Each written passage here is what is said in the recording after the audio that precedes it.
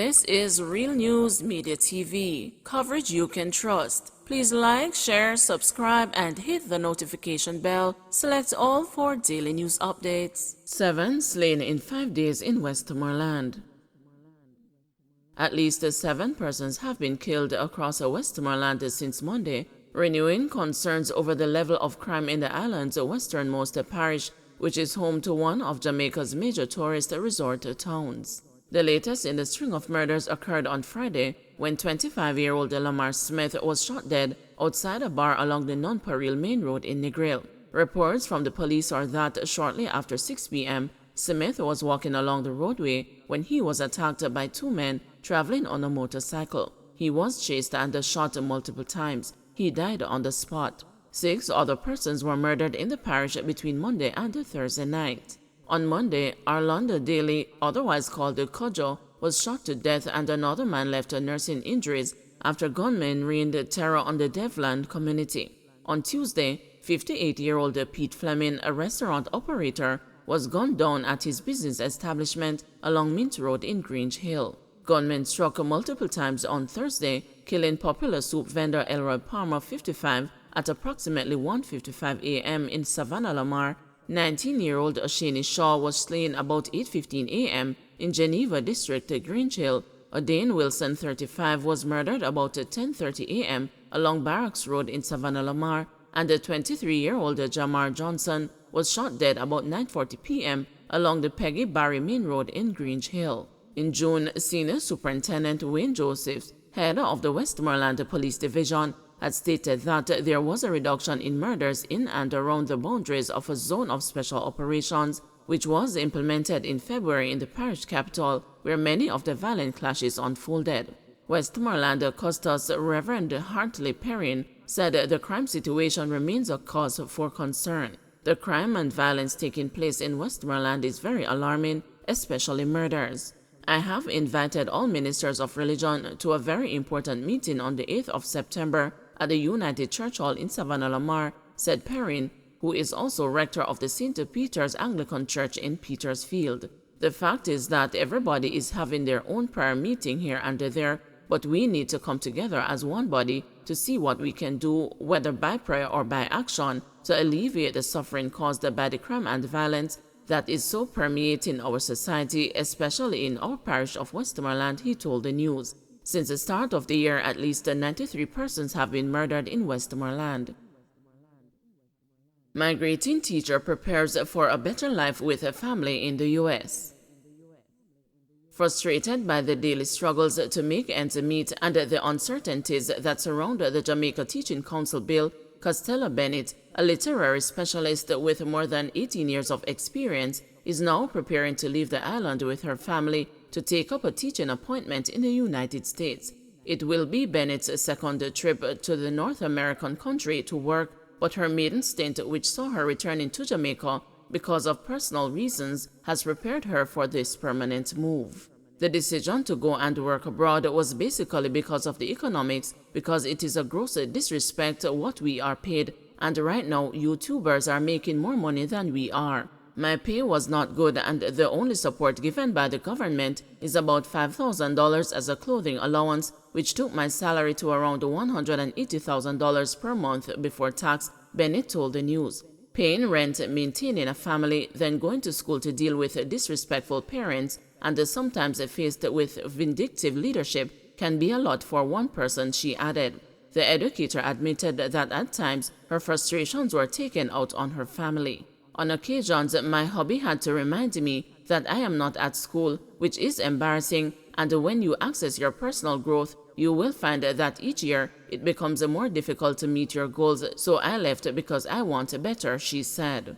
Bennett was hired for her overseas job through the recruitment from Educational Partners International and taught literacy at a middle school in the coastal U.S. Southeast. The first year can be rough, but it will work out fine if you are focused because you have all the necessary support and resources that you will need, she said.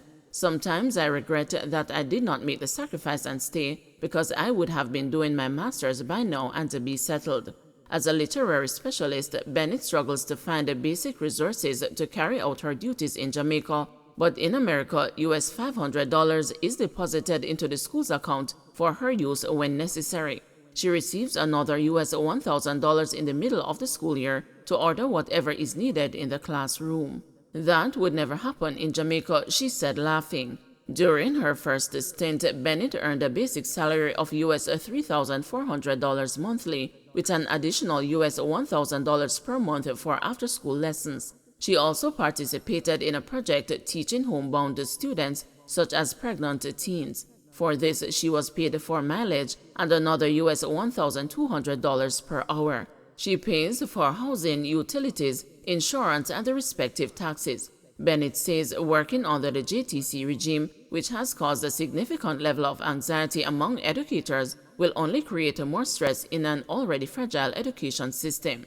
After giving most of my work life to the education sector in my own country, it is sad that I have to be making such a choice, and that is why I believe politicians must work in their communities and allow technocrats to run ministries, she said. But at least now I will have the assurance of job security in the U.S. Education Minister Favour Williams recently said that some 964 specialist teachers were available for employment in the public sector to stem the loss of some of the more experienced teachers locally.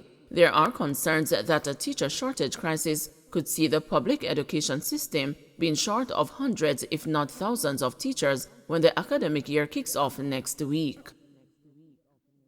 Firearm found inside teddy bear during St. Anne operation.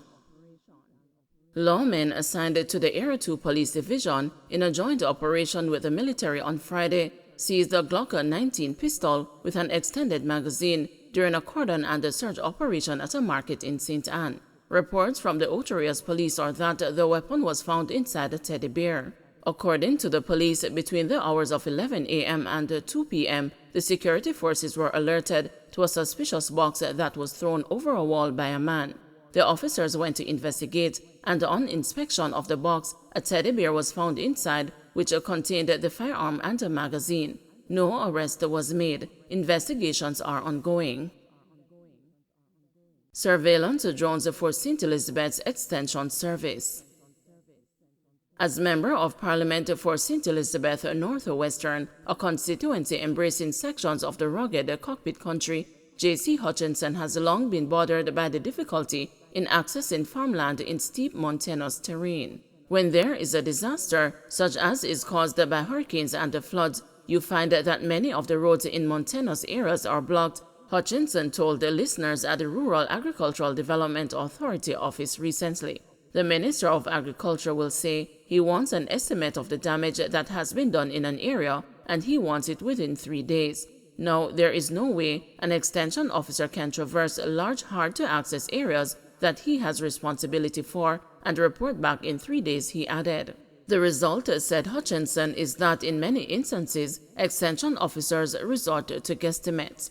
That, said the MP, will often lead to inaccurate information finding its way into official reports which are relied on by government and the national planners. That sobering reality motivated Hutchinson's recent presentation of 3 battery-powered surveillance drones donated by Santa Cruz-based technology products supplier Tech Growth to St. Elizabeth's Radar Extension Services. Just a foot long and 6 inches wide, each drone is priced at $52,000, has a range of 500 meters, and can soar to 100 meters high, a representative of Tech Growth told the news. Hutchinson argued that an extension officer equipped with such surveillance equipment can stay on the road and access damaged or lost crops in difficult terrain. That extension officer can now give more accurate information about crops, crop damage, and crop acreage, he said. Hutchinson, a farmer who has served in the Ministry of Agriculture and Fisheries, said drone technology could also assist in the fight against farm theft, which cost Jamaica's agriculture billions of dollars annually. He told of a farmer who lost a cow to thieves, then used a surveillance drone to locate the animal. Winston Simpson, acting CEO of Radar, and Nathan Samuels, head of Radar St. Elizabeth, thanked Hutchinson for the drones, describing the use of modern technology and the partnerships as the way forward for Jamaican agriculture. Business hub of Kingston overrun with filth. Vendors and shoppers call for urgent attention.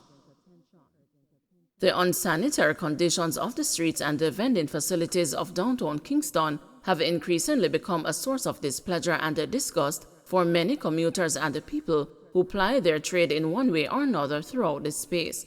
Last week, the news witnessed streets of the business hub in the capital city overrun with rubbish, filthy water, and maggots, while a similar scene existed on Haywood Street, immediately in front of and inside the Red Rose Fish Market.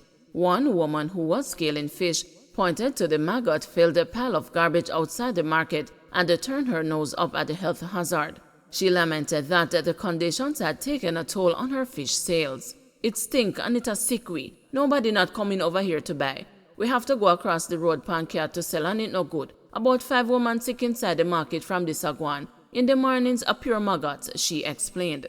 The discomfort felt by her colleagues due to the situation was embedded in their facial expressions and voices. Another female fish vendor indicated that the non-collection of garbage and the excessive breeding of maggots got out of control in the last 3 weeks. "The place is so stink. Around 3 weeks now the place stays so. Me can't even sell anything. Me have to put up back me goods them. We need the place to clean up. Look on the wall, a pure maggot," she highlighted. One seller was adamant that the situation was inexcusable, especially because they pay $1,000 every week to use the market. "What happened to the tax money that we pay? Plus every week we pay $1,000 to use the market. What happened to that money? We sell food so we want it to be cleaned. It cannot stay like that," the woman insisted. According to one man, word on the street has been that the garbage truck operators weren't being paid by the authorities, and he strongly believed that explained why people had to be holding their noses as they move around downtown. "The town make we sick," he said. The National Solid Waste Management Authority did not respond to the news queries about the possible causes of the garbage problem. Facing an awful-looking pile of rubbish at a North Parade in the vicinity of Chancery Lane, the cry from one elderly woman was, "Jesus Savior, help us." "Downtown no stay bad. It turn bad pa every corner you turn. Me come to town from a teenager in the 1960s from St. Thomas. Me coulda walked town from evening until the next morning and it clean. Clean, clean. People were selling on the streets same way, and when them finish, them clean up after themselves. And when them done, you see garbage truck come. Back in the days, the trucks would come twice per day. It grieves me to see what is going on now. The garbage alone is not the problem. There is no order. Some people line the sidewalk with them goods, and if you walk and bounce it, them want bust your throat, shoot you, and them want stab you, and tell you all kind of strings will knot you up. It looks like it's pure talk going on and no action from government. Every day you hear them talk about what they're going to do with Ward Theatre. Me used to come a Ward Theatre come watch Byron Lee's stage show. Right out of Palace Theatre there so. Me see all tree are growing there. It's a disgrace. Don't forget to like, share, subscribe, and hit the notification bell. Select all for daily news updates.